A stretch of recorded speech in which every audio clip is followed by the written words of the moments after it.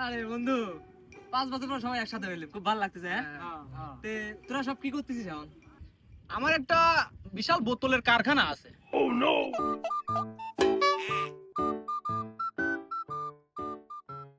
তোরা কি করতেছ? আমার একটা হুন্ডা শোরুম আছে। এই কিটারে ধর ধর ধর, চোর চোর চোর। তে তোরা কি করতেছ? আমি সিঙ্গার, রাইটার, কম্পোজার সব নিজেই। আশেপাশের মই মুরব্বি যে আছেন যেথায় যেথায় সত্যি কথা এই বন্ধ তারা কয় সহজ নামে স্টেশনে কারো থাকো নাই। তুই কি করতেছিস? তোরা তো বড় বড় ব্যবসা করতেছো, আমার